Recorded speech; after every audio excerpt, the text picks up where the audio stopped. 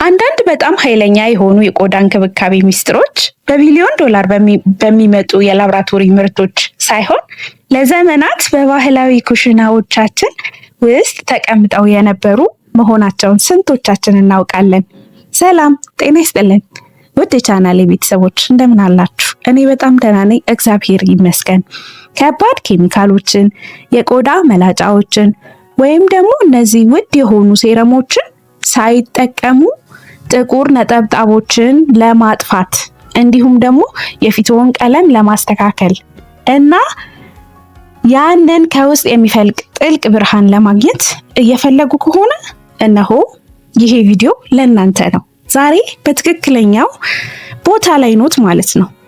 ስለዚህ ለቻናላችን አዲስ የሆናችሁ ሰዎች እንኳን ወደ ቻናላችን በሰላም መጡ።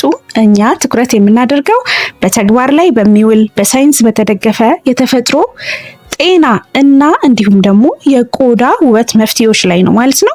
ዛሬ በዘመናዊው የውበት ዓለም ውስጥ ትልቅ ትኩረት እያገኘ ስላለው ነገር ግን አመጣጡ በኤሲያ የቆዳ እንክብካቤ ባህል ውስጥ በሺዎች የሚቆጠሩ ዓመታትን ወደ ኋላ በሚያስቆጥረው አንድ አስደናቂ ሚስጥር ላይ በጥልቀት እንወያያለን ማለት ነው። ያው እሱም ፈርመንትድ ባርሊ የምንለው ይሄ የተቦካ ገብስ የምንለውና የተፈጥሮ የንብ ማር ጥምረት የሚያመጣውን ነገር ነው የምናየው ማለት ነው። በዚህ ዝርዝር ቪዲዮ ውስጥ ዝም ብለን የአሰራር ቅደም ተከተል አሳይተን አንለያይም።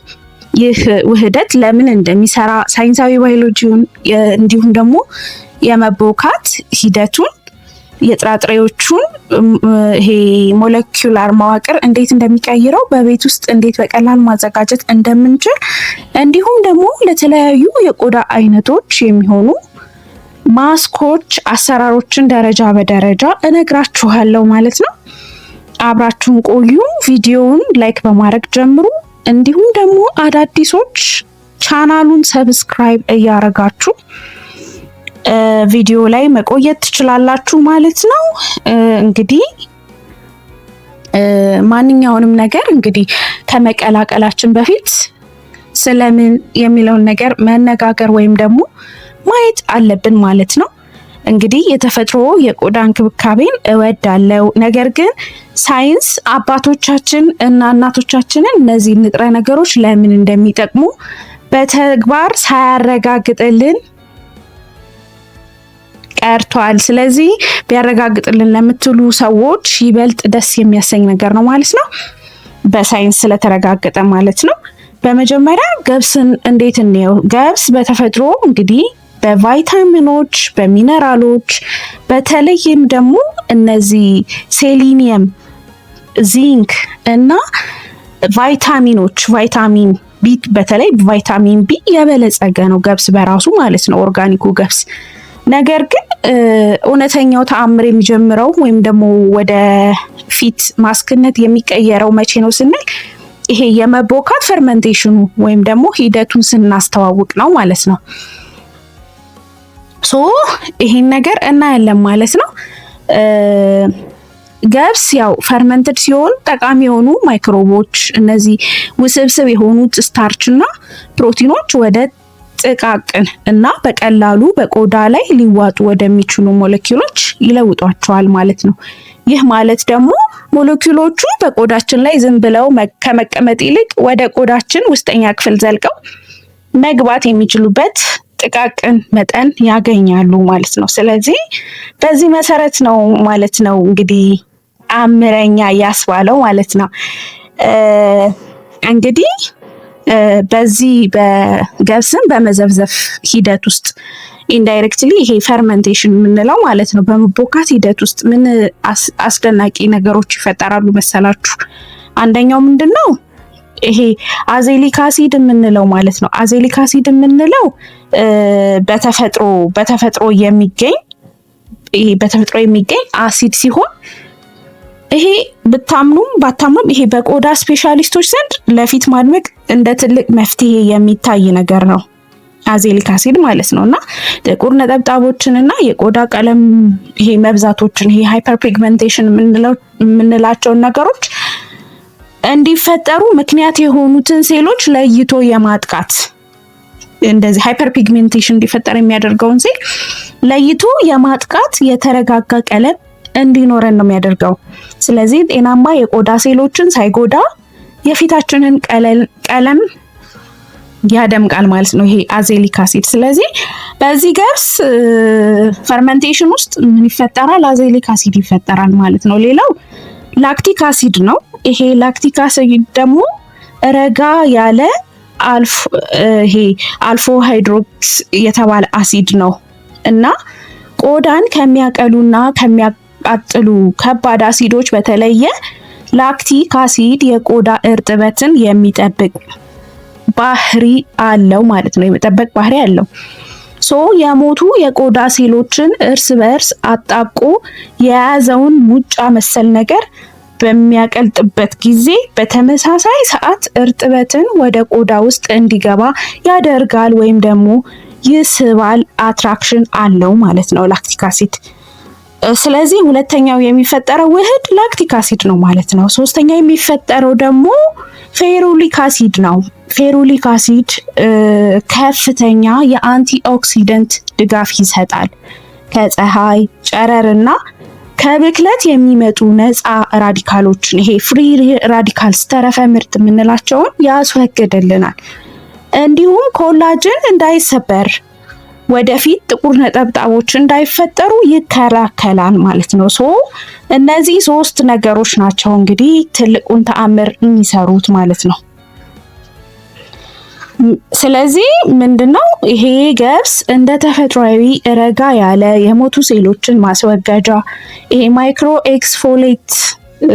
ኤክስፎላንት የምንለው እና የውበት ንጥረ ነገሮችን ይሄ ማድረሻ አይነት ነገር አድርገው ያስቡት ማለት ነው።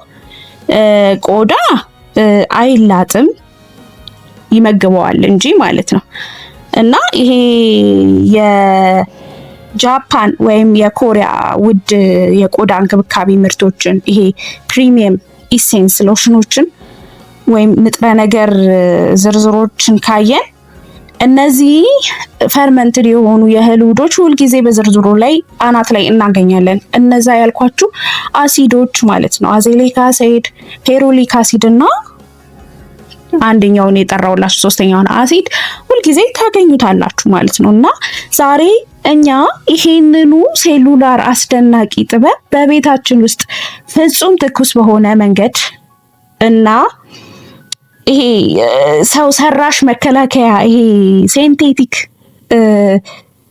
ፕሪዘርቫቲቭ ሳይኖረው እንዴት እንደምናዘጋጀው ነው ምነግራችሁ ወይም ደግሞ ማሳውቃችሁ ማለት ነው። ምንድነው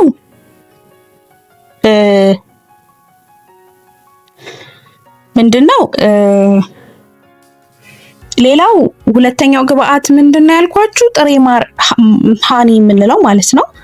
ምንድነው ገብስ የፊት ማድመቅና የሴሎችን መታደስ ሂደትን የሚመራው ሞተር ነው እንግዲህ ገብሱ። ማሩ ደግሞ የቆዳችንን መከላከያ የሚጠብቅ እርጥበት የሚሰጥ እና የሚያድን የቅንጦት መደገፊያ ብለነዋል ማለት ነው ማርን። እና አንድ ትልቅ ማብራሪያ ልሰጣችሁ ነው። እኔ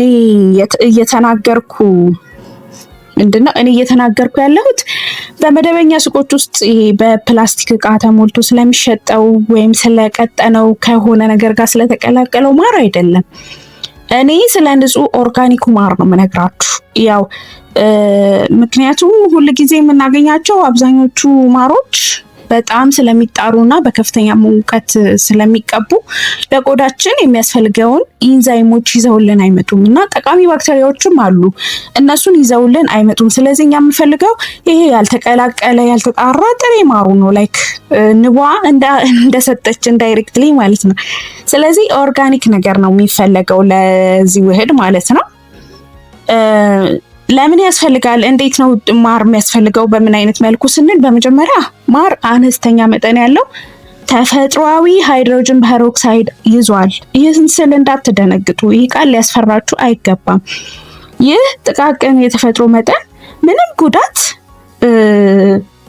ምንም ጉዳት ሳይለቅቅ የቆዳ ላይ ጠባሳዎችንና የፀሐይ ነጠብጣቦችን በጊዜ ሂደት ቀስ በቀስ ለማጥፋት የሚረዳ ነው ማለት ነው። በሁለተኛ ደረጃ ማር ተፈጥሯዊ እርጥበት ሳቢ ነው። እርጥበትን የመሳብ ችሎታ አለው። እርጥበትን ከአየር ላይ በመሳብ ቀጥታ ወደ ቆዳ ቲሹዎቻችን ነው የሚያሰርገው ማለት ነው።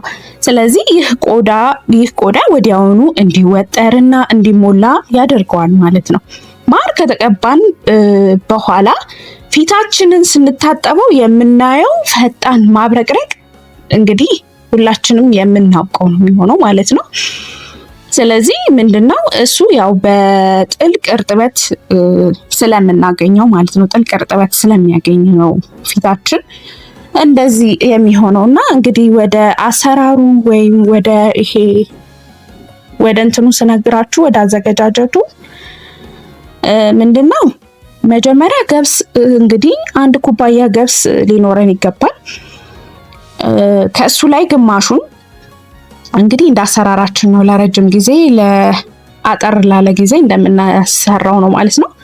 ለጊዜው ግን ግማሽ ኩባያ ብናዘጋጅ በቂ ነው። ግማሽ ኩባያ ገብሱ ግን ንጹህ መሆን አለበት። አቧራ ሊኖረው ይችላል። ስለዚህ ለቅመን አቧራውን አጥበን ነው ማለት ነው የምንዘፈዝፈው። ስለዚህ የምንዘፈዝፍበት ዕቃ ንጹህ መሆን አለበት። ንጹህ እጅግ በጣም ንጹህ መሆን አለበት። ምክንያቱም የተለያየ ባክቴሪያዎች እንዳይገቡና አላስፈላጊ ነገር ሀፕን እንዳያደርግ ማለት ነው። ስለዚህ ንጹህ ውሃ የምንጠቀመው ውሃ ንጹህ ውሃ መሆን አለበት። ምክንያቱም እንደውም የሃይላንድ ውሃ ብንጠቀም የተሻለ ነው። ስለዚህ ያንን ግማሽ ኩባያ ገብስ ንጹህ ዕቃ ላይ አድርገን 2 ኩባያ የተጣራ ወይም ደግሞ ሃይላንድ ውሃ እንጨምርበታለን ማለት ነው። ይህን ስላችሁ ያው የቧንቧ ውሃ አንዳንዴ የክሎሪን መጠኑ እንትን አይለውም፣ ጠቃሚ የሆነውን ተፈጥሮ ሂደቱን ይሄን ፈርመንቴሽኑን ሊያደናቅፍ ስለሚችል ማለት ነው። ስለዚህ ከሁለት አንዱ መጨመር በጣም ቀላል ነው። በነገራችን ላይ ገብሱ ካለ ውሃው ካለ ዘፍዝፈን ከዛ በደንብ ማማሰል ገብሱን ማለት ነው። ከዛ ይሄ አየር በማያስገባ ወረቀት መሸፈን አስረን ማስቀመጥ ማለት ነው። ልክ እንዴት ነው ጠላ ሲጠመቅ የሚታሰረው ነገር አለ አይደል? እንደዛ በደንብ ክድን አድርገን ማስቀመጥ ከዛ ከ24 እስከ 45 ሰዓታት መተው ማለት ነው። ያው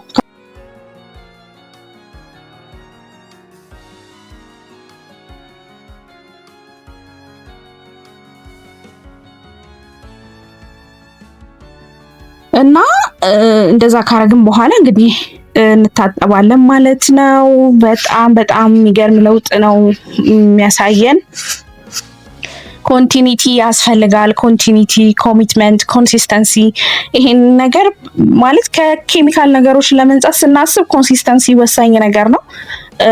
በተለይ ከ4 ሳምንት እስከ 6 ሳምንት ብናደርገው በጣም የሚገርም ለውጥ እናያለን። ፊታችን ላይ ቋቁር ነጠብጣብ ይጠፋል። ሃይፐር ፒግመንቴሽን አይኖርብንም እና ንጽት ያለ ፊት ነው የተፈጥሮ የምናገኘው እና ይሄንን መጠቀም እንደገና ደግሞ በሳምንት ከ2 እስከ 3 ማክሲመም 3 ሚኒመም 2 ብንጠቀመው ለ6 ሳምንት ያክል ከ1 ወር በላይ ማለት ነው ጥሩ የሚባል ለውጥን እናያለን። የሚገርም ለውጥ እናያለን።